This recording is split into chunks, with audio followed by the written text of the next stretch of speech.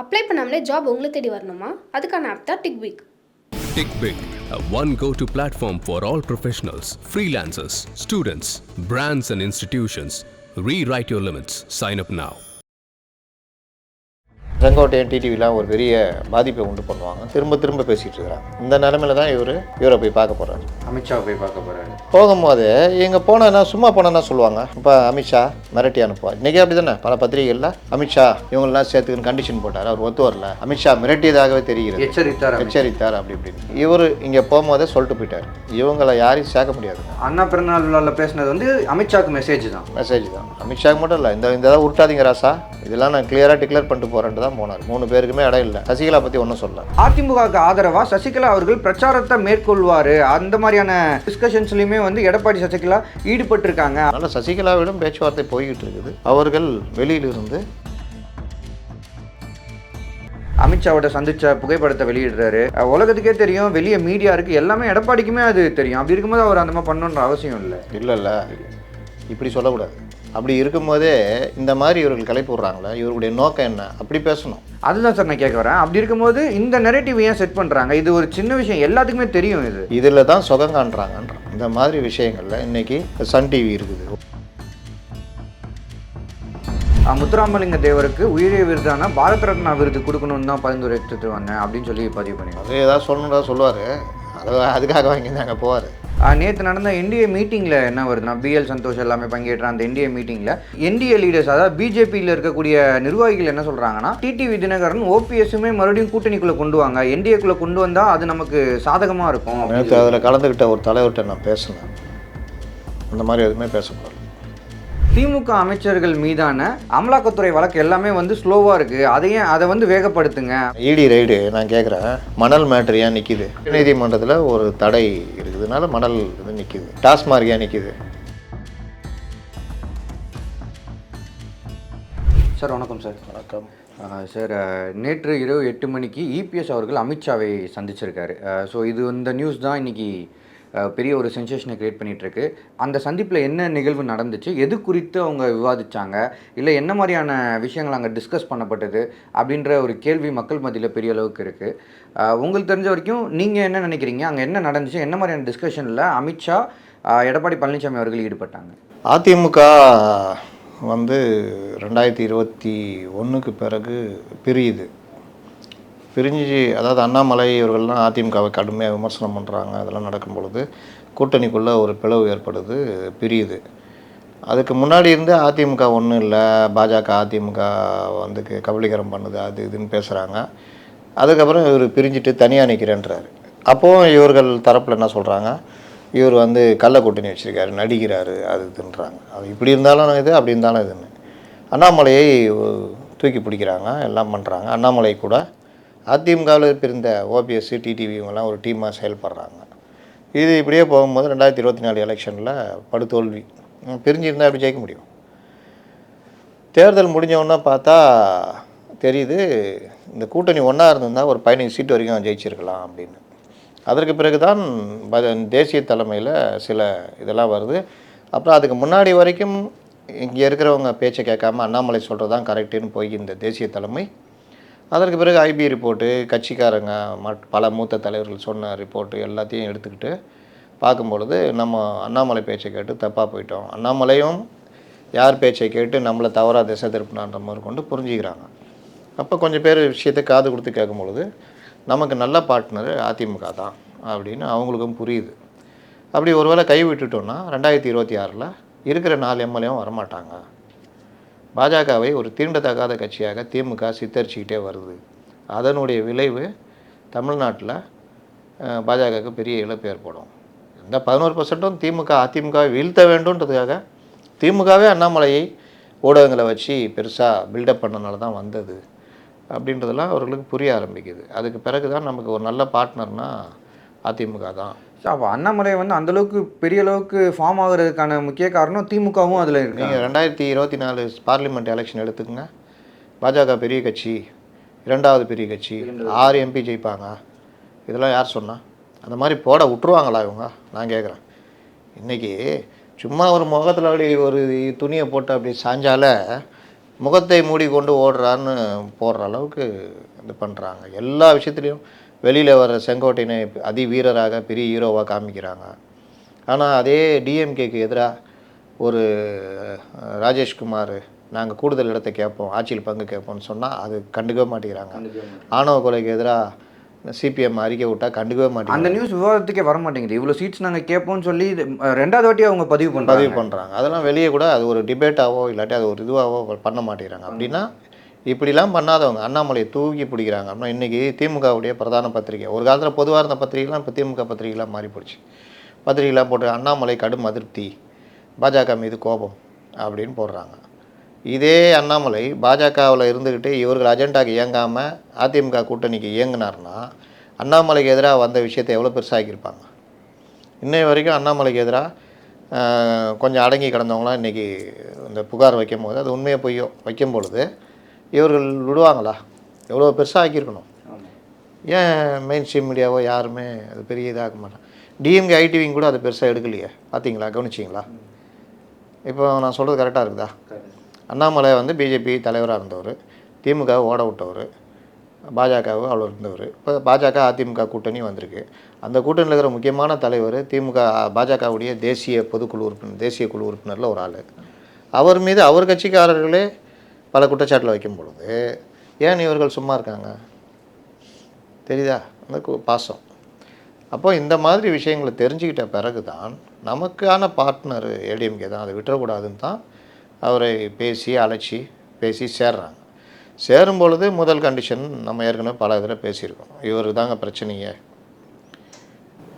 ஜெயலலிதா பற்றி பேசினார், அதிமுக விமர்சனம் பண்ணார், எடப்பாடியை கடுமையாக விமர்சனம் பண்ணார், அண்ணாவை சொன்னார். இவரை வச்சுக்கிட்டுலாம் கூட்டணி போக முடியாதுங்க. ரைட், என்ன பண்ணலாம், மாற்றுங்க, மாற்றினா தான் கரெக்டாக இருக்கும்.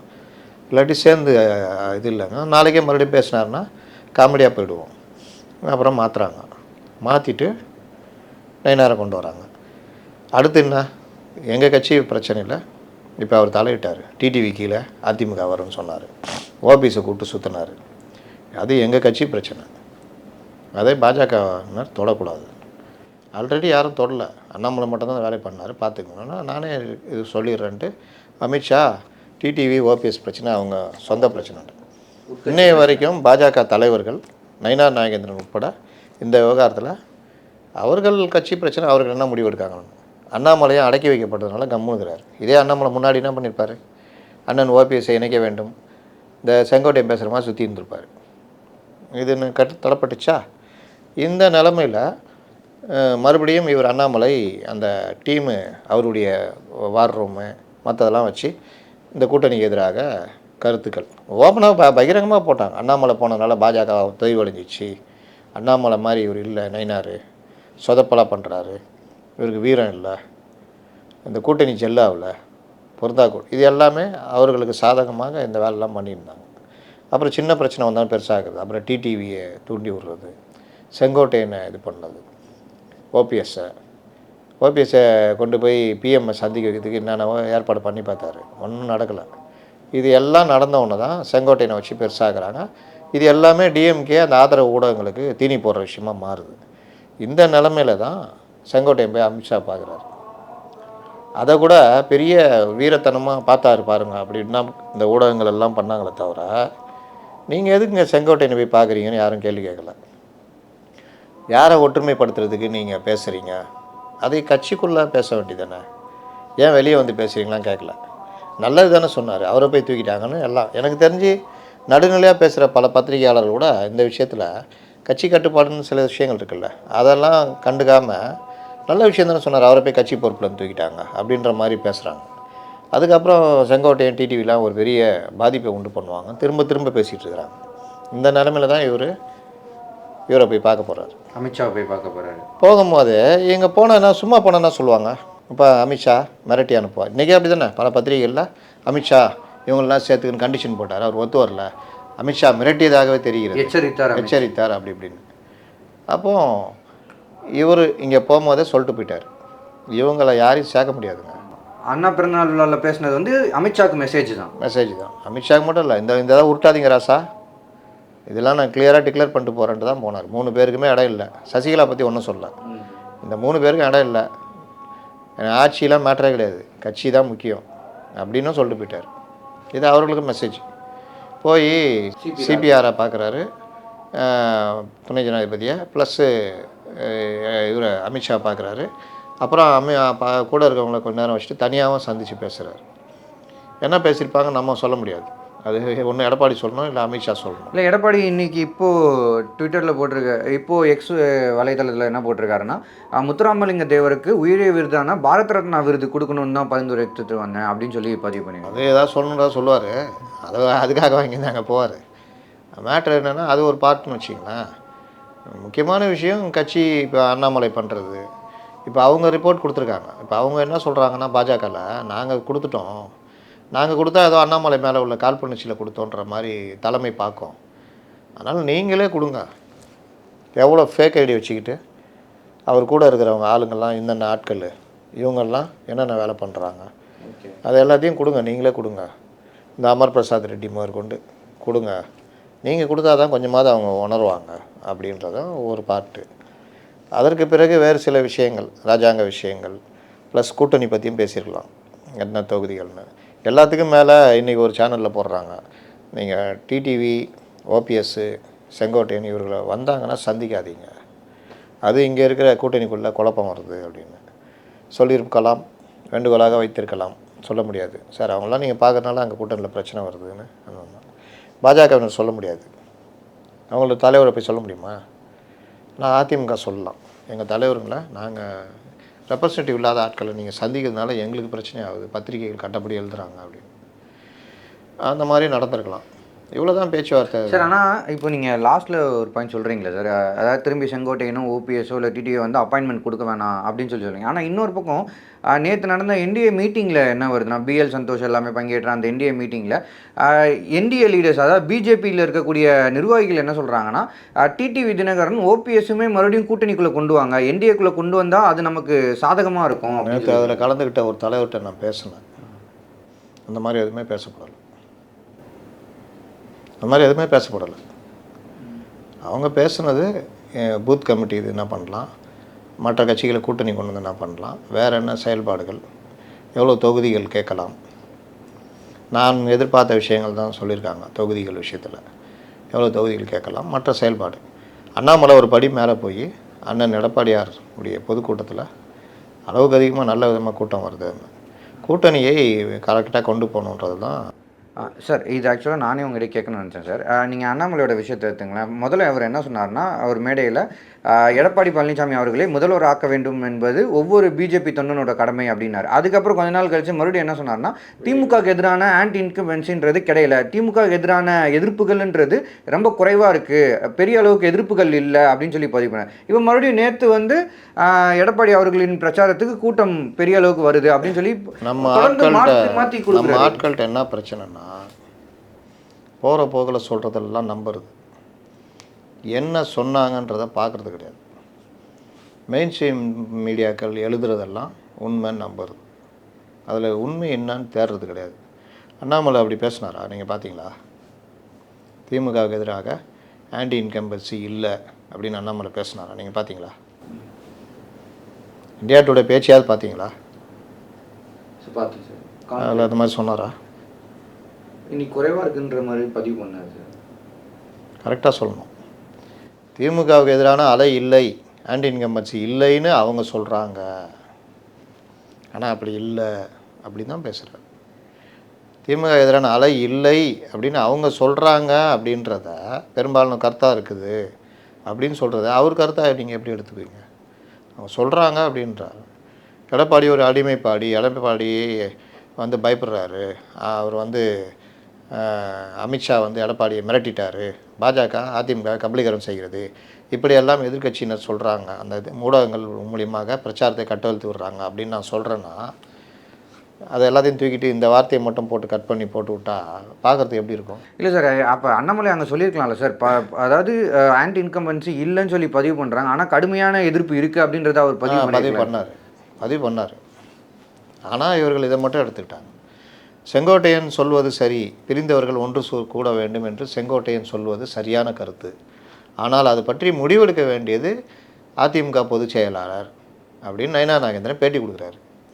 இங்கே என்ன போடுறாங்க மெயின் ஸ்ட்ரீம் மீடியாவில்? பிரிந்தவர்கள் ஒன்று கூட வேண்டும் என்று செங்கோட்டையன் சொல்லுகின்ற கருத்து சரி. நயினார் நாகேந்திரன் என்ன சொல்லுங்கள்.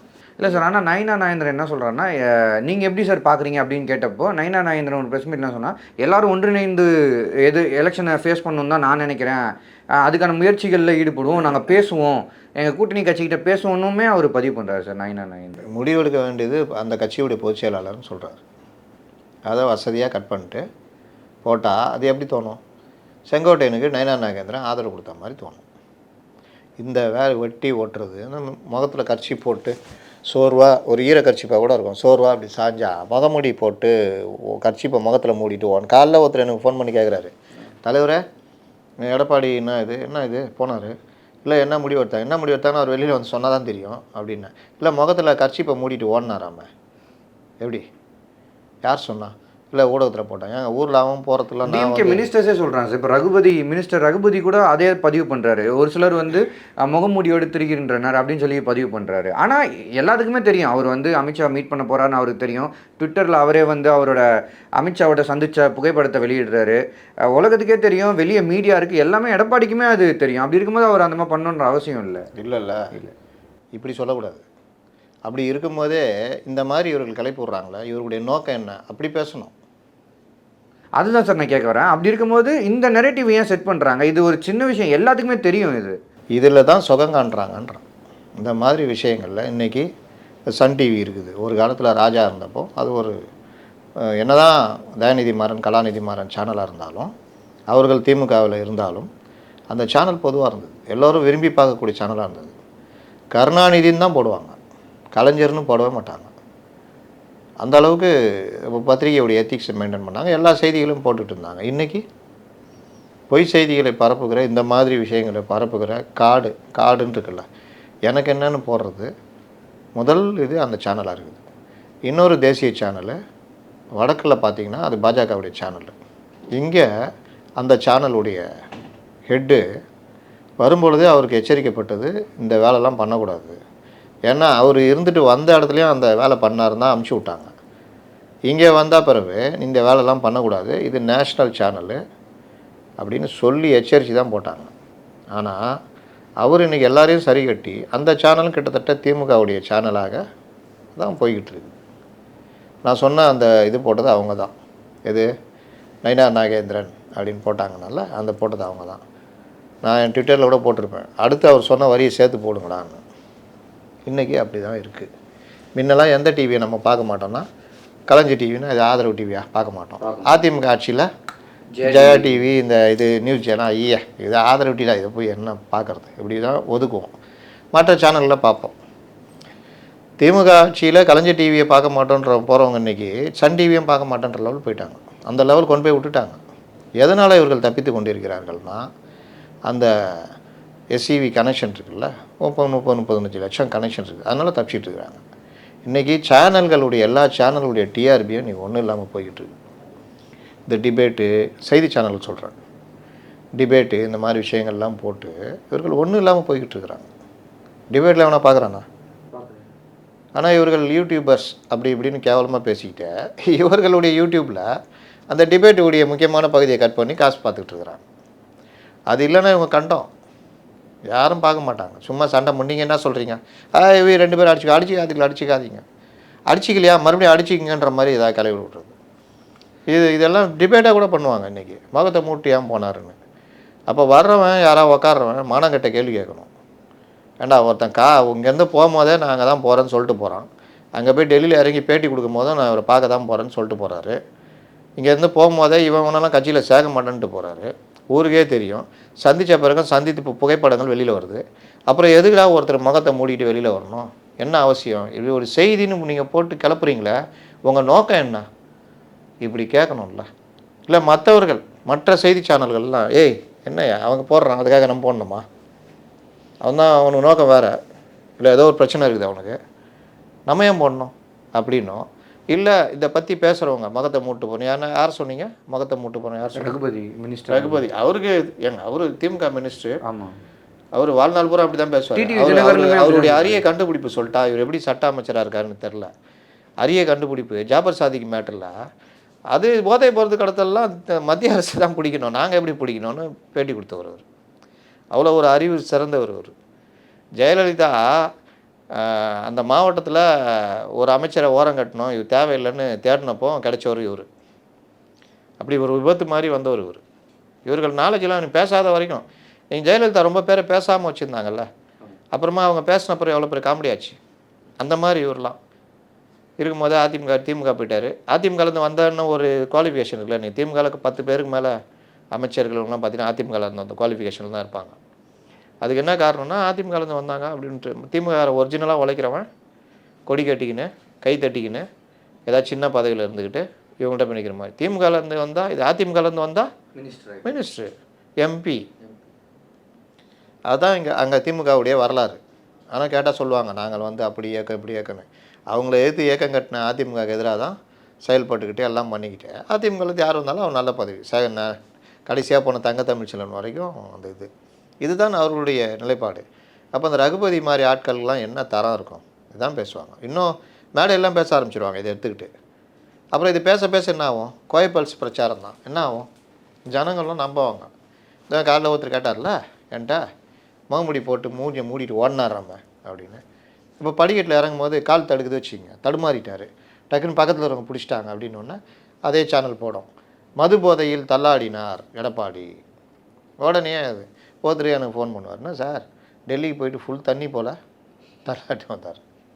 இவங்களுக்கு நான் விளக்கம் சொல்ல நானா ஆள், நான் கேட்குறேன், நான் அதிமுக இருக்கிறேன்னா இல்லை எடப்பாடிக்கு தள்ளாடுறாரா, தண்ணி அடிச்சாரா, முகமுடி போட்டு போனார்னு பார்க்குறதா நம்ம வேலை. அப்போ இவர்கள் என்னென்ன உடனே இதுக்கு இன்ஃப்ளூயன்ஸ் ஆகிடுறது. இந்த மாஸ் மென்டாலிட்டின்னு சொல்லுவாங்களே, ஒரு கருத்து பரவலாக்கப்படும் பொழுது அதை நம்பிடுறது. ஏன் எதுக்கு என்ன, அண்ணாமலை ஏன் இப்படி சொல்கிறாரு அப்படி இல்லை, அண்ணாமலை இப்படி சொன்னார்னு வச்சு திட்டுறது. எங்கேயாவது சொல்லுவாரா, நான் கேட்குறேன், அண்ணாமலை ஆன்டி இன்கம்பன்சி இல்லைன்னு சொல்லுவாரா? அதான் அண்ணாமலை பேச்செலாம் பார்த்துருக்கீங்கள்ல, வெல் நாலேஜ்டு. அப்போ அவர் இப்படி பேசுவாரா? அதுவும் ஒரு இந்தியா டுடே இதில் போய் அவர் பேசுனது இந்த மாதிரி சொல்கிறாங்க, அவங்க கருத்து சொல்கிறாங்க, கருத்தை பரப்புகிறாங்க, ஆனால் அது உண்மை இல்லைன்றதான் அவர் பேசுகிறாரு. கட் பண்ணி எடுத்து போடுறாங்க. நைனாரி இப்படி சொல்கிறார் கட் பண்ணி. அது மாதிரி தான் முகமுடி இதுன்னு.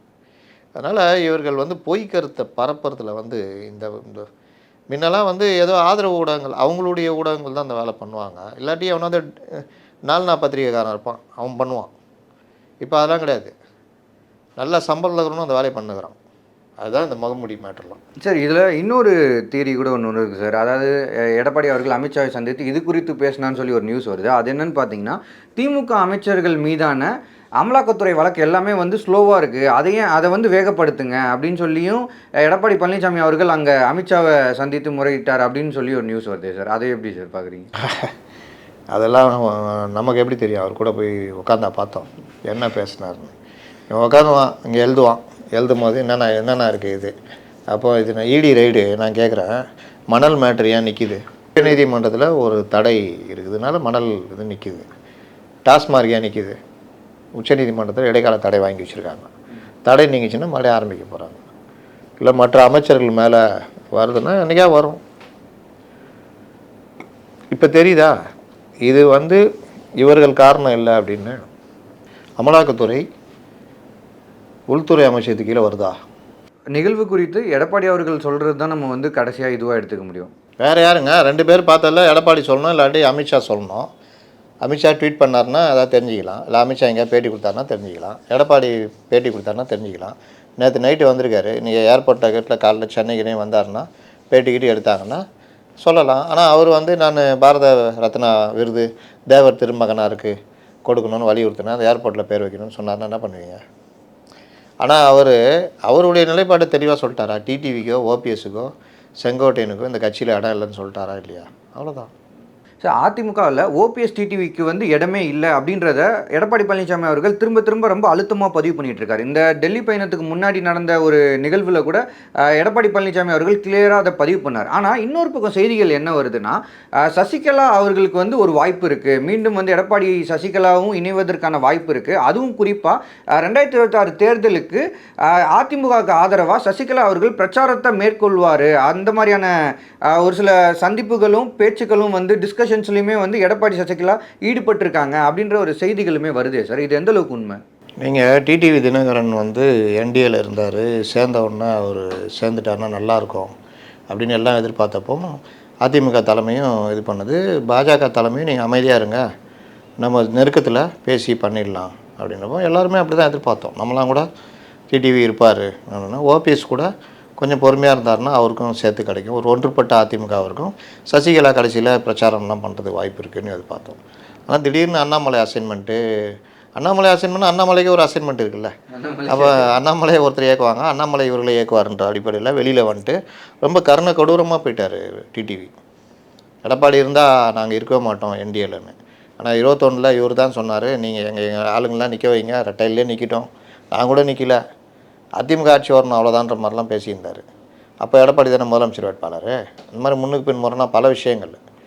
ஒரு கட்டத்தில் எடப்பாடி இருந்தால் நான் தூக்கு மாட்டிக்குவேன்ற அளவுக்கு நேற்று பேட்டிலாம் கொடுக்குறாரு. அப்போ இவர் கவுக்குற வேலைக்கு முழுமையாக போயிட்டார். தாவேக்கா கூட பேச்சுவார்த்தை நடத்திட்டு இருக்காருன்னு, ஓபிஎஸ் அங்கே உருண்டுன்னு இங்கே உருண்டுக்குன்னு அவரும் இடம் இல்லைன்னு இதை இவரே சொல்லிட்டார் எடப்பாடியை போகும்போது. கூடுதலாக புது கூட்டாளி செங்கோட்டையன். ஆனால் சசிகலா பாருங்கள், ஆரம்பத்தில் இருந்தே இந்த விவகாரங்கள் எதுலேயுமே இது இல்லை. அதிமுக ஒன்று இருக்கணும், எல்லோரும் ஒன்றுபடணும், அந்த வேலையை நான் பார்ப்பேன், திமுக வீழ்த்தப்படணும், அப்படி தான் சொல்லிட்டு இருக்கிறாங்க. அந்த அடிப்படையில் நேற்று பேசுனதுலேயும் அவர் சசிகலாவெல்லாம் தொடவே இல்லை எடப்பாடி. அதனால் சசிகலாவிடம் பேச்சுவார்த்தை போய்கிட்டு இருக்குது. அவர்கள் வெளியிலிருந்து இந்த ஆட்சி அமைய உறுதுணை பண்ணணும்னு பேசுகிறதுக்கு வாய்ப்பு இருக்குது. அப்போ ஒட்டுமொத்தமாக அந்த தென் மாவட்டங்கள், இந்த பெரும்பான்மை சமூகம், இது எல்லாமே சசிகலா பேச ஆரம்பித்தாங்கன்னா சுத்தமாக ஒன்றும் இல்லாமல் போயிடும். ஆனால் சார் இப்போ பேச்சுவார்த்தை நடந்துட்டு இருக்குன்னு இல்லைங்களா, எடப்பாடி சசிகலா இருவருக்கும் இடையே பேச்சுவார்த்தை நடக்குதா இல்லை எப்படி சார்? அது எப்படி நம்ம சொல்ல முடியும்? 2 பேரும் உட்காந்து பேசுனாங்க, 2 பேர் மட்டத்துலேயும் பேசுனாங்க, இப்படிலாம் வருது. 2 பேர் மட்டத்தில் தான் பேசுவாங்க. பல முன்னாள் அமைச்சர்கள் இன்றைக்கும் சசிகலா சந்திச்சுட்டு இருக்காங்க, பேசிகிட்டு இருக்கிறாங்க. அதிமுகவுடைய முன்னாள். ஆமாம். ஓகே. அதனால் அது ஒரு நல்ல இதாக கூட போய் நிற்கலாம். அதனால் சசிகலாவுடைய தயவு தேவை, அவருடைய ஆதரவு தேவைன்றதில் எடப்பாடிக்கு மாற்று கருத்து இருக்க முடியாது. கட்சிக்குள்ளே வரதில் தான் பிரச்சனை இருக்கும். அதனால் வெளியிலேருந்து நீங்கள் ஆதரித்து பேசணும் அப்படின்னு பாஜக கூட வலியுறுத்தலாம். அந்த மாதிரி கூட நடக்கிறதுக்கு வாய்ப்பு இருக்கிறது. ரொம்ப முக்கியமான விஷயங்களோட ஷேர் பண்ணிங்க சார். நேரம் ஒதுக்குறதுக்கு நன்றிங்க சார். அப்ளை பண்ணாமலே ஜாப் உங்களை தேடி வரணுமா? அதுக்கான ஆப் தான் டிக்பிக். TickBig, a one go-to platform for all professionals, freelancers, students, brands and institutions. Rewrite your limits. Sign up now.